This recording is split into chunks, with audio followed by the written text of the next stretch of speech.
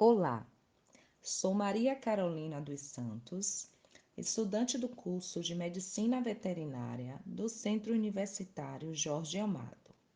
E hoje, eu e o meu grupo iremos falar sobre um parasito, que é o Parascaris equorum, trabalho apresentado à disciplina Doenças Parasitárias. Classificação e morfologia. Esse parasito pertence à classe Nematoda, família Ascarididae e do gênero Parascaris.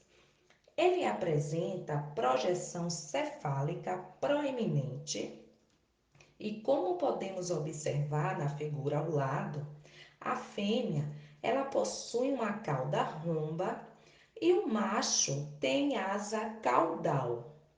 O ovo desse parasito, eles são acastanhado, com casca espessa e rígida, que serve como proteção e tem a capacidade de aderir a qualquer superfície que toquem depois de expelidos. Características: esses parasitos têm um ciclo monoxeno, ou seja, utilizam apenas um hospedeiro. Possui a boca trilabiada com interlábios.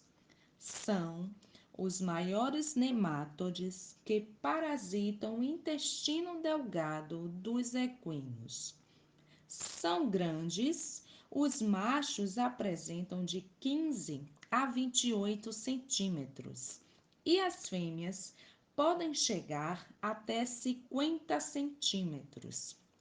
O acasalamento ocorre no intestino delgado dos equídeos.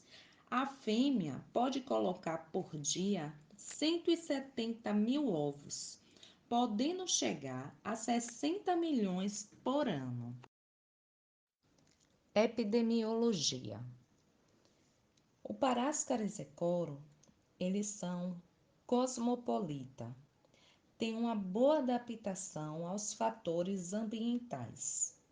É um parasito intestinal que pode infectar equinos, acininos e zebras, causando a doença conhecida como parascariose.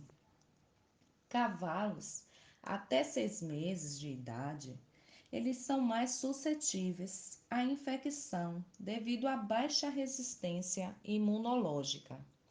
Esses ovos, eles são bem resistentes ao meio ambiente, eles conseguem sobreviver em altas temperaturas e em condições de anaerobiose, conseguem permanecer no ambiente durante muitos anos.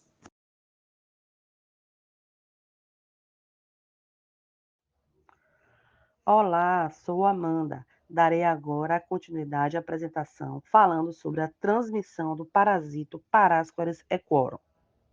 A infecção por eumintos em equinos é onipresente, principalmente em animais com acesso às pastagens, pois estarão em contato constantemente com as fezes contaminadas. O Parascaris equorum é o parasito mais patogênico de equídeos juvenis. A transmissão ocorre de forma horizontal e direta, em que o animal infecta-se no ambiente ao ingerir ovos larvados que foram eliminados das fezes, principalmente de potros jovens.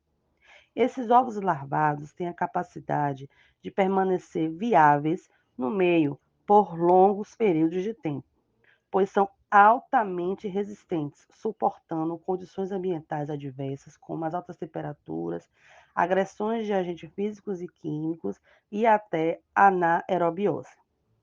O contágio pode ocorrer nos despachos contaminados, bem como na gestão hídrica e durante a amamentação, pois a égua, ao deitar-se no chão com o solo contaminado, os ovos larvados aderem ao seu úbere e os tetos, transmitindo ao potro durante o aleitamento.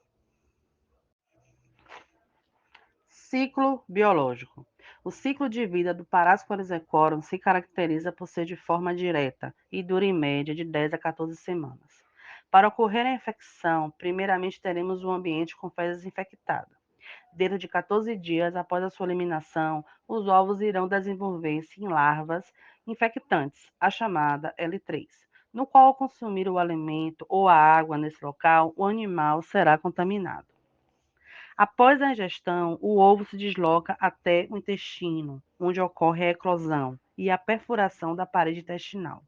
Depois migram para o fígado, entrando pela veia porta hepática, onde vagam por alguns dias. As larvas continuam subindo pela veia cava caudal até o coração, avançando até a artéria pulmonar, quando chega nos pulmões, brônquios e alvéolos. A migração do fígado até os pulmões leva em média 2 semanas. Quando chega nos pulmões, ocorre outra muda, de L3 para L4, no qual sobe na árvore traqueobrônquica através do muco, sendo tossida e deglutida, voltando para o intestino. No intestino, mais propriamente no duodeno e jejum proximal, as larvas amadurecem para L5, que é a forma adulta, e começam a se reproduzir. No intestino, as fêmeas eliminam milhões de ovos nas fezes, 110 dias após a infecção, reiniciando o ciclo de vida novamente. Anatomopatologia. Em relação à patogenia por infecção do parásito Coryphorum, o impacto clínico depende da carga parasitária. As larvas causam lesões em alguns órgãos, como fígado, pulmões, levando à hemorragia, as chamadas pequenas petequias. Dependendo da carga parasitária, ocorre quadro como invaginações, cólica e ruptura intestinal. As larvas podem causar disfunções hepáticas e pulmonares, gerando corrimento nasal, tosse, pneumonia e hepatite. Com a infestação de vermes na cavidade abdominal, também pode ocasionar a ruptura das alças intestinais, liberando o conteúdo intestinal, levando o animal a um choque endotóxico e peritonite. Os sinais clínicos da infestação por Parascaris equorum são principalmente a cólica ou síndrome cólica, que é a obstrução do trato gastrointestinal do indivíduo infectado, febre, taquipneia, e você pode notar isso nos potros, um crescimento retardado. Tá? Por quê? Por conta da infestação, pela perda de nutrientes que são sugados pelo verme e que vão atrasar o crescimento desse potro.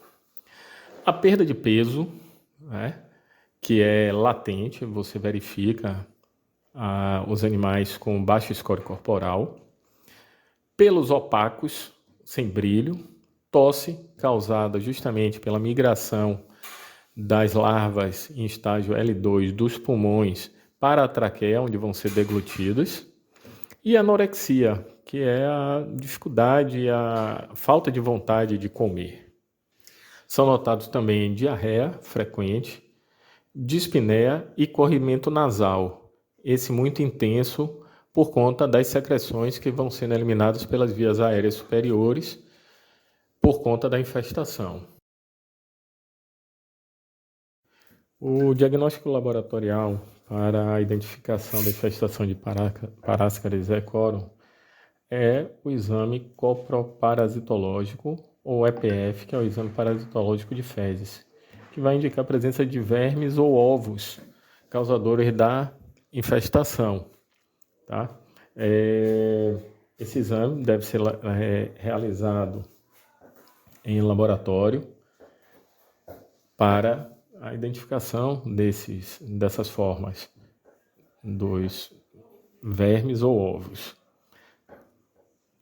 Além disso, podem ser identificados lesões nas paredes do intestino delgado, que são causadas justamente pela presença da mordedura, né, dos vermes nessas estruturas. Então lá você pode identificá-los através da necropsia. Você vai ter acesso ao intestino do animal e verificar tanto a presença dos vermes adultos, como das lesões que eles causaram ao sugar o sangue naquelas regiões. As medidas de prevenção e controle da Parascaris equorum são, de certa forma, simples, e elas consistem no manejo adequado e rotação de piquetes onde os animais estão, né, onde eles se alimentam, para evitar que a contaminação pelos ovos dos vermes sejam ingeridos através de um pastejo intenso daquela área. Boa higienização das baias das éguas que estão com potros recém-nascidos, tá? Para que eles também, por terem o hábito até de comer um pouco de fezes no início, para criar sua própria flora intestinal, aproveitando a flora intestinal da mãe, que elas possam adquirir ovos dos vermes, e aí tem uma infestação muito recente, muito adiantada no caso. A vermifugação com rodízio de antiparasitários, para que os vermes não criem resistência àquele único princípio ativo. Então você vai trocando os princípios ativos e isso vai facilitar com que haja um controle mais efetivo. E a remoção de esterco dos pastos. Essa parte é mais difícil, mas ainda assim ela pode ser realizada, ou você pode eliminar ela fazendo o manejo adequado na rotação de piquetes, que foi o citado no início do slide, que vai fazer com que aquele esterco que está depositado ali, ele resseque através da ação do sol, que os ovos não se tornem maduros, e assim você interrompe o ciclo de produção do verme.